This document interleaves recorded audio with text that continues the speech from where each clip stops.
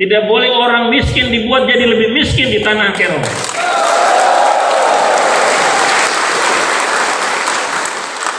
Tapi bagaimana kita buat orang miskin, orang yang lemah, orang yang tidak beruntung itu menjadi orang-orang beruntung di tanah Kerom. Ini yang sedang kita kerjakan.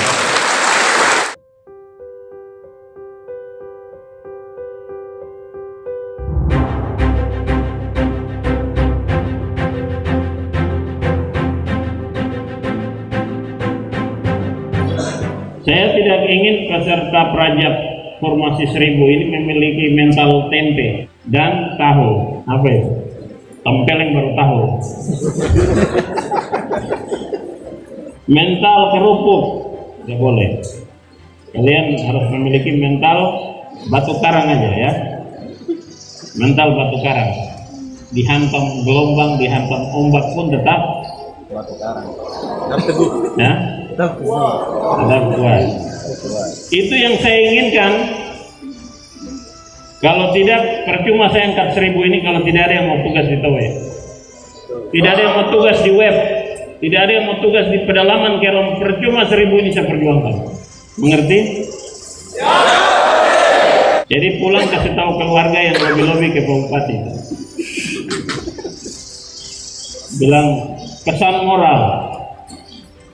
Pesan moral adalah banyak saudara-saudara kita masyarakat Kerom di pedalaman yang belum terlayani dengan baik. Dan kita ini adalah utusan-utusan yang dipersiapkan secara khusus, diangkat secara khusus, melewati proses khusus, didiklat secara khusus, dikawal secara khusus untuk tugas khusus. Tugas khusus yaitu bagaimana mengangkat harkat, martabat, dan jati diri orang Kerom. Itu tugas kita. Sehingga suatu saat kita tidak lagi mencari-cari orang untuk menduduki posisi-posisi strategis di Kerom. Ini harus bawa dari luar daerah, Provinsi Papua, dari mana-mana, menduduki jabatan kepala dinas, macam-macam.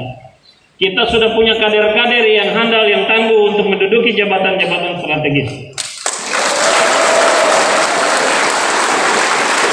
Inilah proses persiapannya. Jadi ketika Anda ditugaskan di pedalaman, inilah prosesnya mempersiapkan Anda untuk memimpin suatu saat daerah ini. Jadi ini bukan proses seremonial, proses baku tipu tidak ada di sini. Proses main mata, baku tipu tidak ada. Ini proses logis, proses konkret, dan proses penuh kesadaran untuk membawa Kerom ke depan. Ini sedang kita proses. Dan ini memakan waktu, tenaga, pikiran, dan biaya. Everything takes cost. Jadi segala sesuatu itu membutuhkan pengorbanan. No pain, no gain.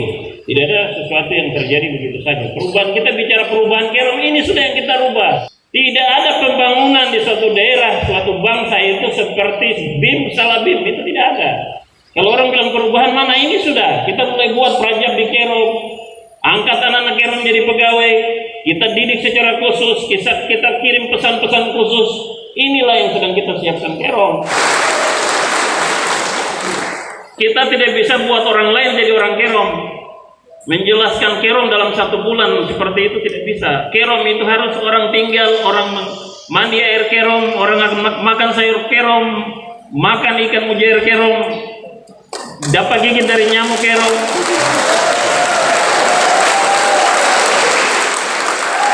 Tanam cabai di lahannya sendiri di tanah Kerom, dia bikin sambal dari cabainya sendiri, itu baru orang Kerom.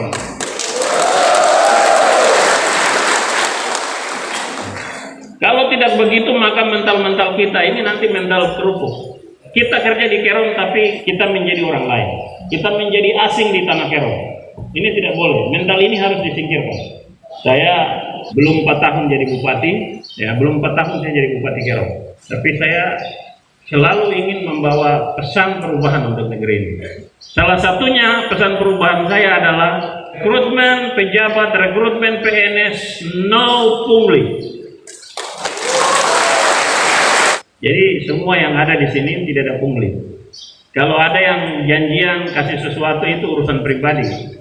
Tapi kebijakan Pemda tidak ada pungli sama sekali. Itu dikawal langsung oleh Bupati Kerom. Dan ini kita mau terus-menerus kita wariskan, tidak ada pungutan liar dalam rekrutmen apapun. Tidak boleh orang miskin dibuat jadi lebih miskin di tanah Kero.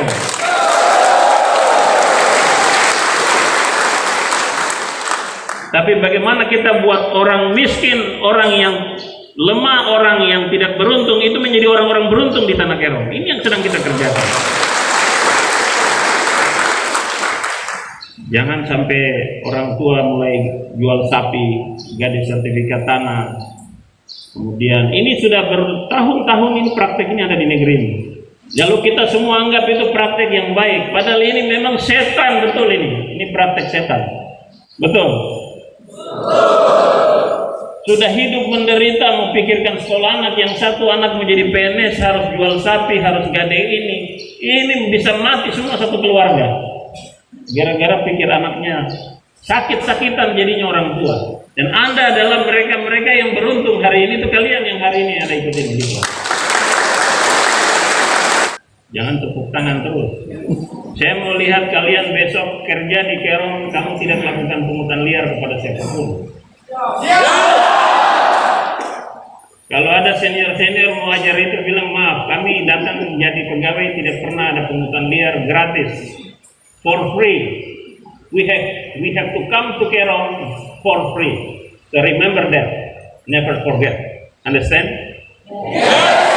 Jadi kalau kalian lakukan pungli berarti di dalam tugas selama kamu mulai CPNS sampai kamu jadi pejabat, lakukan pungli berarti kamu membohongi diri sendiri.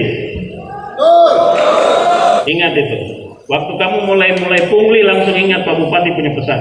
Saya pikir itu yang bisa sampaikan. Ya, saya mohon doa dari kalian semua peserta 1000 PNS karena ada hajatan besar. Jadi kalau 1000 orang berdoa untuk saya, ya saya pikir jalan saya akan semakin ringan.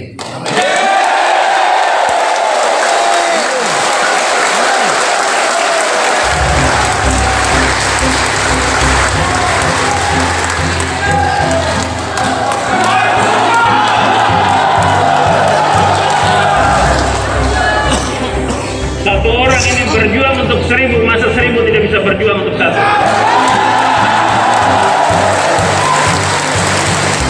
Doa kalian itu yang penting buat kelanjutan pembangunan negeri ini. Ya. Camkan, simpan dalam hati, lakukan semua pesan-pesan saya ini dengan baik dan Tuhan memberkati Kabupaten Kero. Sampaikan salam selamat dan sukses dari Bupati Kero untuk handai taulan keluarga orang-orang tercinta. Shalom. Dengan memanjatkan puji dan syukur kehadiran Tuhan Yang Maha Kuasa, secara resmi diklat prajabatan tenaga honorer tahun 2021 golongan 2 dan 3 secara resmi dinyatakan ditutup.